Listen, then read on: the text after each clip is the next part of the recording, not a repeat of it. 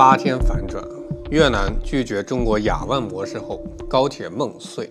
那么，如果当初越南把格局打开，接受亚万模式，它能赢多少？8天，就8天，越南高铁从举国欢庆直接跌到了项目停摆，让全世界都看傻。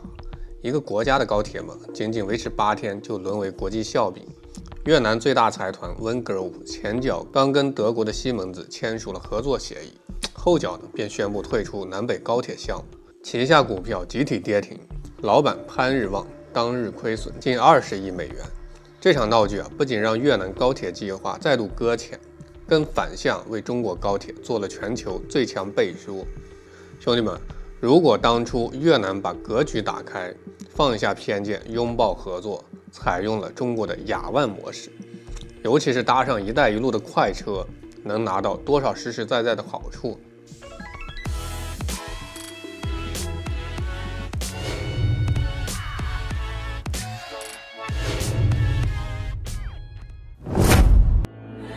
？8日喧腾举国欢，高铁宏图上指端。未见钢梁铺寸土，先闻财报落金寒。雄心误判金银树，空口难填岁月盘。世事从来凭细算，梦醒方知路正难。大家好，欢迎来到老友记，我是大钊。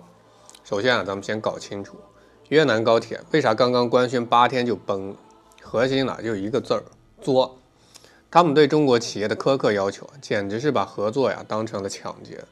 今年5月，越南政府主动找中国企业谈合作，说希望中国参与高铁项目，还想推进中越铁路互联，听起来是不是挺有诚意？结果一开口全是霸王条款。第一，要把中越铁路互联跟高铁建设绑死，意思是你们想搞互联，就得先帮我们建高铁。第二，所有竞标外企必须提前签核心技术转让协议，而且是100%无偿转让。第三，越南政府没钱，要中国全额垫资670亿美元。中国有句老话，君子爱财，取之有道。做生意讲究的是互利共赢。这越南倒好，把别人的核心技术当免费的午餐，把别人的钱当成自己的提款机。这哪是合作，分明是耍无赖。早在2006年，中企就帮他们做过前期可行性研究，结果他们贪心越来越大，2023年直接开出了无偿转让加全额垫资的条件，所有中企二话不说直接退出。这波操作换谁都不会伺候。中企退出以后，越南还嘴硬说离了中国它照样行，转头就找了德国西门子，还让自己的民企 Ving Group 主导。可他们忘了一句老话，没有金刚钻别揽瓷器活。这就引出了越南的第一个核心痛点：贪心不足，想空手套白狼，违背商业基本逻辑。第二个痛点更要命，没钱还硬撑，670亿美元的坑谁填谁完蛋。Ving Group为啥宁愿亏20亿也要跑路？因为他们自己会算账，发现这根本就是个稳赔不赚的买卖，再干下去就得破产。咱们算笔明白账，越南2024年的财政总收入才775亿美元，而高铁造价就达670亿美元，快顶上全年的财政收入90%。如果政府出钱，就得停掉所有公务员的工资、教育、医疗、军费，把全国的钱都砸进去，才能勉强把铁路给建起来。建完之后更惨，每年运营成本就有42亿美元，再加上670亿美元的本金利息、设备折旧、维修费用，每年都是巨额亏损，这就是个无底洞。越南政府不想自己填坑，就想把锅甩给民企，找了 Ving Group 跟长海集团。可越南经济刚起飞，民企根本就没实力。这两家民企提出的条件换算下来，最后还是越南自己买单，所以不了了之。而且最可笑的是，这两家民企压根就不懂高铁。Ving Group 是搞房地产跟电动车的，长海集团是卖汽车的，一个盖楼的，一个卖车的，居然要去建350公里的高铁。知人者智，自知者明。越南连自己的企业有没有能力都搞不明白，就敢把国家级工程交出去，这就是典型的不自量力。第三个核心痛点，外行领导内行，违背基建最基本的规律。可能有朋友会问，德国西门子不是签了协议，他们不肯帮忙吗？别天真了，西门子只负责造火车，根本不管最核心的难题，打隧道、架桥梁、铺轨道。而越南的高铁线路全是硬骨头，安南山脉贯穿全境，地质断层密布，软土、喀斯特地貌遍地都是，随便一个隧道都可能遇到溶洞跟地下水。这种复杂的地质，别说西门子，很多西方企业都望而却步。之前还有个美国 MG 投资联盟吹嘘要投1000亿美金，结果现在直接跑路。反观中国呀，这种地质地域根本就不算个事儿。咱们的贵广高铁穿越喀斯特地貌，打通238个隧道，最长的隧道长达14.7公里，地下水渗漏的世界级难题。兰新高铁贯穿4大风区，每年200多天8级以上的大风，我们建了345公里挡风墙，让高铁在13级大风里也能安全运行。还有一带一路标杆项目雅万高铁，印尼地处板块交接处，全是软土沼泽，西方企业都不敢接。中国不仅提前建成通车，还让它成了摇钱树。说到雅万高铁，这里必须重点提一句，它就是越南最该操的作业，也是一带一路互利共赢的最好证明。雅万高铁连接印尼雅加达跟万隆，全长142公里，设计时速350公里。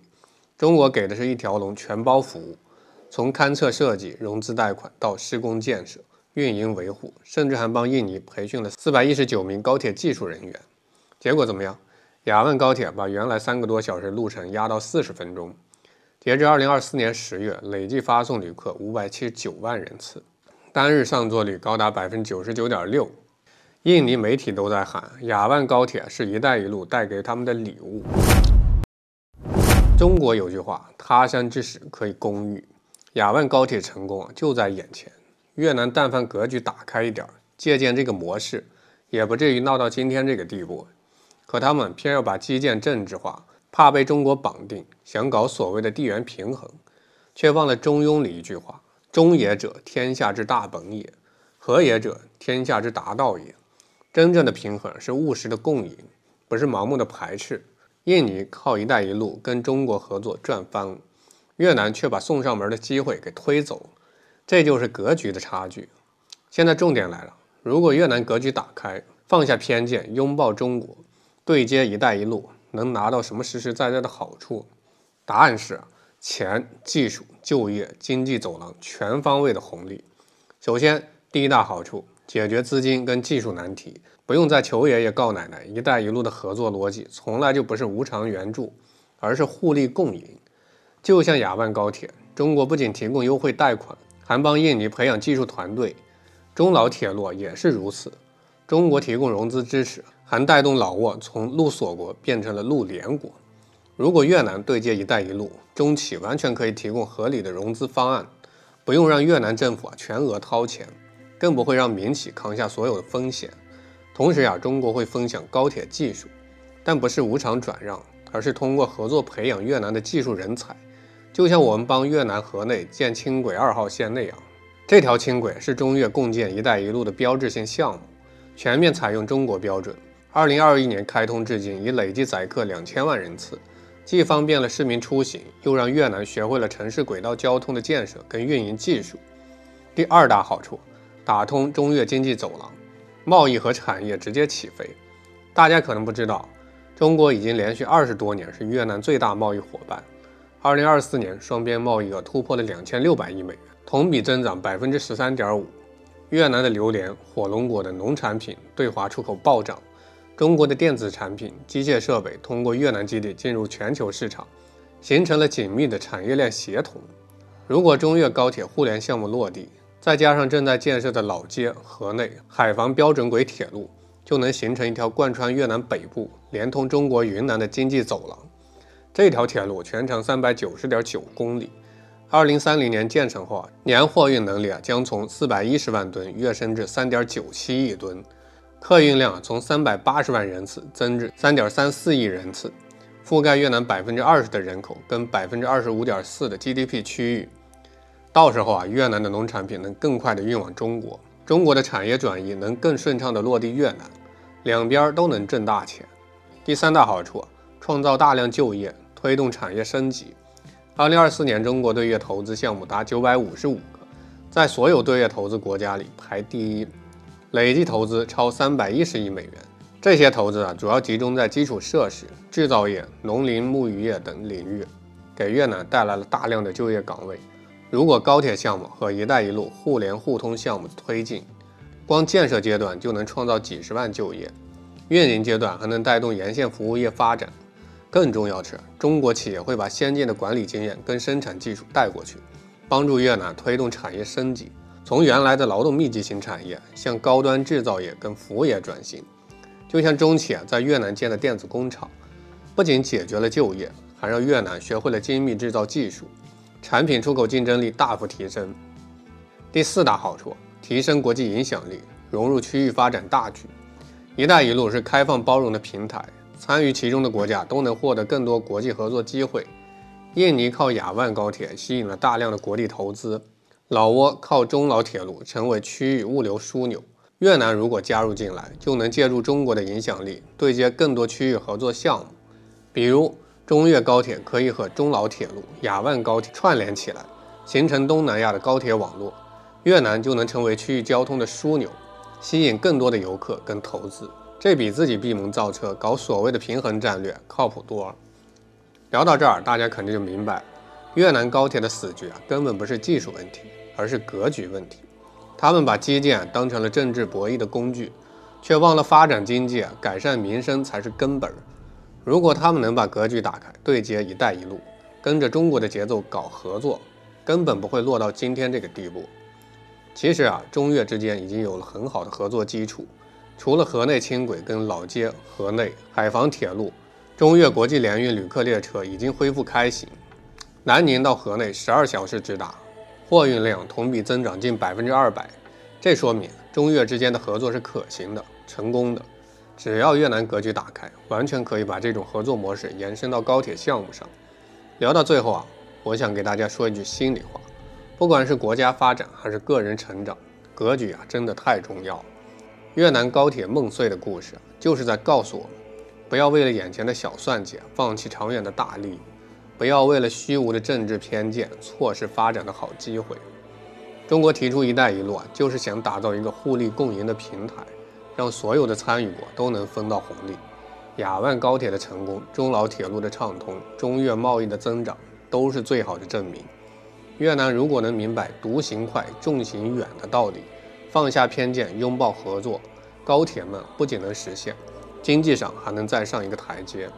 高铁不认意识形态，铁轨不听政治口号，修得起，跑得稳，算得清，才是真本事。越南绕了一大圈终究会发现，最短的路一开始就在脚下。